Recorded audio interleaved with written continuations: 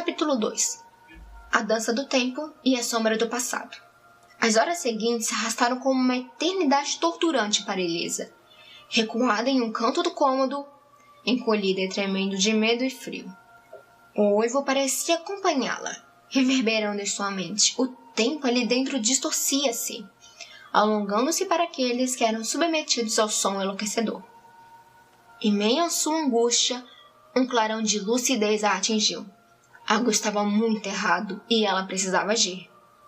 Com esforço, Elisa se levantou, devagar, o tempo ainda pesado, os membros adormecidos e o frio cortante.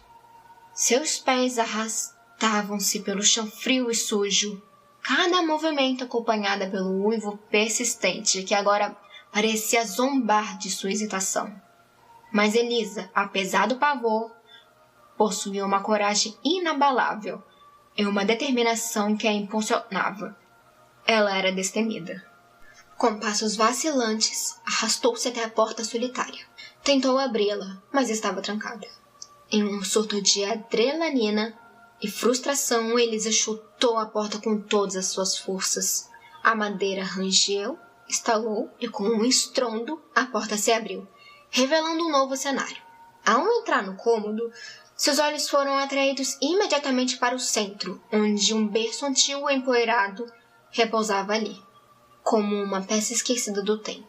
Caminhando lentamente, com o pé ainda dormente e o coração acelerado, ela se aproximou do berço. De repente, algo pequeno, quase imperceptível, ergueu-se lentamente dentro do berço.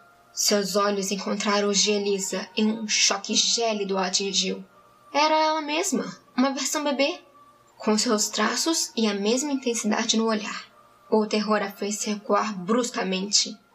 Quanto mais ela se afastava, mais o bebê se aproximava, em um movimento lento, com um sorriso inquietante.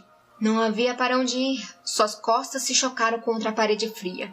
O bebê então proferiu palavras que ecoaram como um feitiço. Não adianta fugir de sua própria história, Elizabeth. Elisa, confusa e perturbada, retrucou.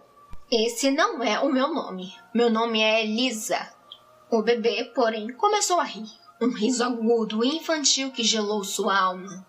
E então, como fumaça, desapareceu no ar. Elisa, em um misto de descrença e desespero, esfregou os olhos 3 vezes, tentando afastar a visão. Quando os abriu novamente, em vez de uma, havia 2 portas, uma à esquerda e a outra à direita. A novidade deixou perplexa. Levantando o olhar, ela viu um enigma gravado acima das portas, com letras que pareciam brilhar na penumbra. Se vós quiser atravessar a porta, escolha bem, pois uma é pior do que a outra. Então escolha sabiamente. Se escolher errado, se arrependerá para toda a eternidade. Após minutos que pareceram horas de profunda reflexão e hesitação, Elisa, guiada por uma intuição misteriosa, decidiu ir para a porta à direita. Ao atravessá-la, um novo cenário se desdobrou, e a jornada pelo castelo se aprofundou em seu próprio passado.